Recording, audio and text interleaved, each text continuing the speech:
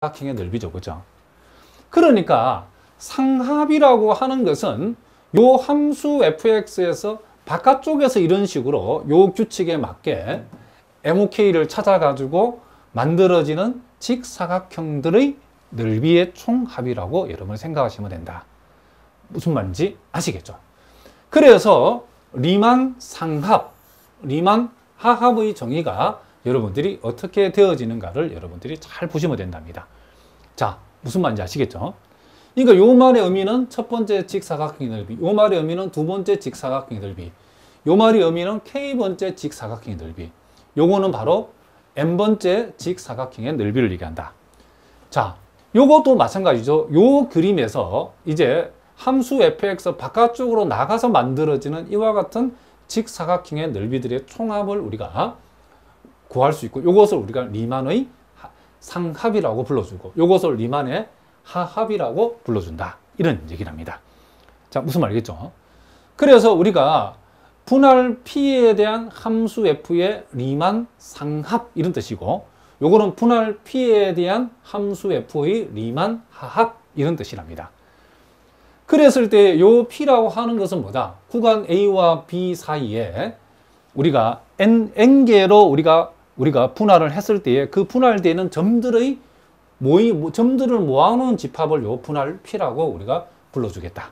이런 얘기를 합니다. 자, 무슨 말인지 알겠죠? 자, 그럼 우리가 금방 공부한 1과 2에서 우리는 또 뭘 알 수 있냐면, 자, 보다시피 우리가 K번째 구간 안에서 우리가 주어진 함수의 함수값들 중에서 제일 큰 것을 라지 mk, 제일 작은 것을 스몰 mk를 했기 때문에 라지 mk가 스몰 mk보다 크거나 같은 것은 자명하죠. 그죠? 그리고 이 델타 xk라고 하는 것은 양의 값으로서, 그죠? 상합을 정의할 때나 하합을 정의할 때나 같은 값이기 때문에 우리는 스몰 mk 곱하기 델타 xk보다는 라지 mk 곱하기 델타 xk가 당연히 크거나 같겠죠. 그죠? 그래서 우리는 요 각각에다가 서메이션을 우리가 붙여도 이와 같은 부등식이 성립한다는 것을 우리가 알 수 있죠. 직관적으로 보면 더 자명하죠. 요것은 우리가 곡선 안쪽에서 만들어지는 직사각형들의 총합이고, 요거는 곡선 바깥쪽에서 만들어지는 직사각형 총합이니까 당연히 얘가 얘보다 어떻게 한다? 크거나 같다가 되겠죠. 그래서 우리가 임의의 분할 P에 대한 하합 보다는 임의의 분할 P에 대한 상합이 항상 크거나 같다를 만족한다라는 것을 여러분 또 기억하셔야 된답니다. 자, 무슨 말인지 아시겠죠? 자, 그 다음에 이제 우리가 다음에 나오는 세어럼을 공부하기 위해서 우리가 또 이 분할에 관한 이론을 조금만 더 우리가 공부해 보겠습니다. 자, 여기 보니까 구간 A, B의 임의의 두 분할을 하나를 P1, 하나를 우리가 P2라고 했을 때에 만약에 P1에 있는 P1이 P2에 포함되어질 때에 우리는 P2를 P1의 세분 또는 뭐 세분할이라고 하기도 하는데 세분할이라고 하겠습니다. 세분할이라고 부른다. 그러니까 세분할이라는 것은 더 우리가 말 그대로 해석하면 더 세밀하게 잘랐다라고 생각하시면 된다는 거죠. 자, 무슨 얘기냐면 제가 요 예를 한번 들어보죠. 우리가 구간 0,1을 대한 두 분할을 생각했는데, 자, 분할 P1은 이렇게 잘랐다 합시다. 자, 0하고 1은 그대로 두고 그 가운데 이제 2분의 1이라는 분할점을 딱 잘라가지고 0, 2분의 1 이렇게 잘랐다는 거죠. 그런데 P2라고 하는 것은 기본적으로 0, 2분의 1 외에 또 0과 2분의 1 사이에 추가적으로 4분의 1에서 잘랐고 추가적으로 4분의 3에서 잘랐다는 거죠.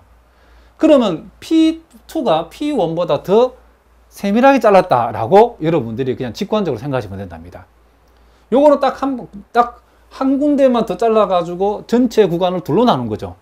요것은 그 0과 2분의 1 사이에 또 4분의 1에서 또 분점을 잡고 2분의 1과 1 사이에 또 분점 4분의 3을 잡았기 때문에 요 구간이 하나, 둘, 셋, 네 개로 잘린 거죠. 그렇죠? 그러니까 이렇게 자르게 되면 분명히 P1이 P2에 포함된다는 것은 P2는 P1에 있는 그 분할점들을 다 가지고 있으면서 추가적으로 분할점을 더 가지고 있다는 거죠. 무슨 말이겠죠? 그때 우리는 P2는 P1의 뭐다? 세분할이라고 우리가 불러주겠다. 이런 얘기를 합니다. 그리고 또 우리가 분할 P가 분할 P1, P2의 합집합이다라고 하면 이 P는 P1도 포함하고 P2도 포함하죠. 요 두 개 합집합 P니까. 그러면 P는 분할 P1의 세분할이 되어지고 또 동시에 P는 P2의 세분할도 되어지죠. 요 조건을 만족하니까 P가 P1을 포함하니까 P는 P1의 세분할이고 P2도 P에 포함되어지죠. 그렇죠? 그러니까 P는 또 P2에도 뭐가 된다? 세분할이 되어지죠. 그래서 우리가 요 P를 가리켜서 P1과 P2의 공통적인 세분할이라서 공통세분할이라고 불러주겠다. 이런 얘기죠.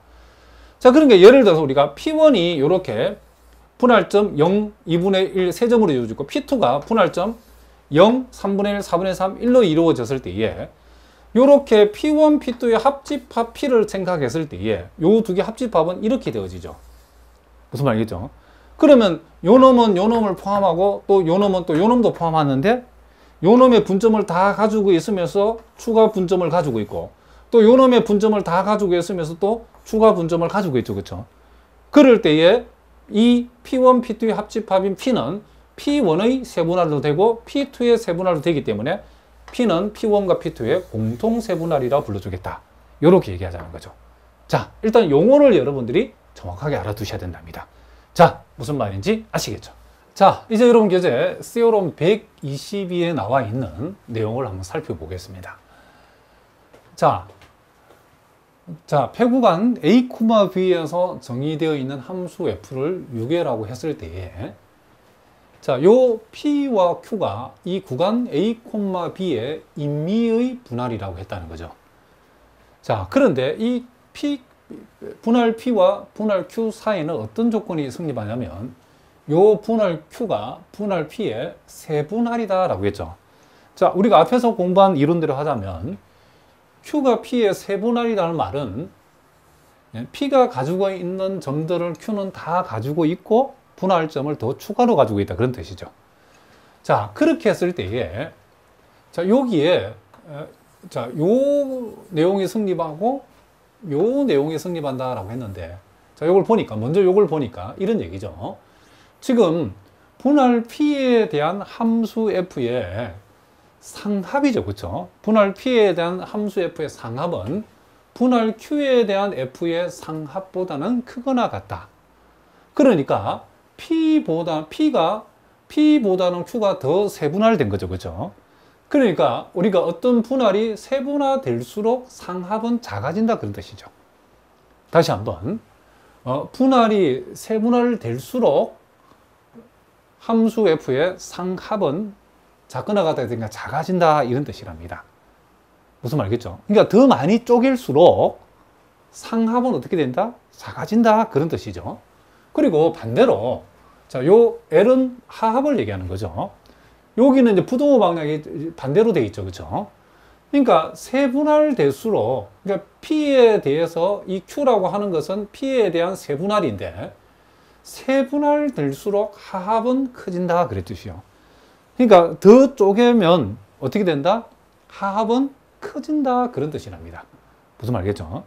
자, 요 두 개를 우리가 증명을 해야 되는데 자, 요 놈을 우리가 1번이라 하고 요 놈을 우리가 2번이라 했을 때 증명하는 방법이 비슷하기 때문에 선생님이 요 1번 하나만 하겠습니다.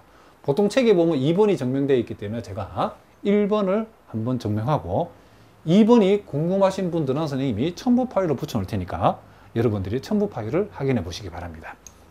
자, 그럼 일단 우리가 먼저 P에 대한 함수 F의 분할은 P보다 더 세분할된 분할 Q에 대한 함수 F의 상합보다 크거나 같다가 성립한다 라고 했죠. 요걸 이제 우리가 한번 증명을 한번 해보자는 거죠. 자, 일단은 여러분들이 자, 선생님 요 그림을 먼저 봅시다. 요 그림을 보면 명확해지는데 우리가 어쨌든 상합이라고 하는 것은 요렇게 우리가 바깥쪽으로 만들어지는 직사각형들의 합한 거라고 생각하면 되겠죠. 그렇죠? 그러면 제가 요 분할 P 입장에서 자, xk-1에서 xk까지의 요 구간 하나를 생각했을 때에 K번째 구간에서의 직사각형은 여러분이 보다시피 요 놈이죠. 이렇게. 요게 지금 가로의 길이고 요 구간에서 가장 큰 함수값이 요 놈이니까 라지 MK가 요 놈이 되어지죠. 그래서 요렇게 만들어지는 요 사각형의 넓이라고 보면 되겠죠. 분할 P 입장에서. 그런데 요 분할점 사이에 분할점 하나를 더 추가를 해봅시다.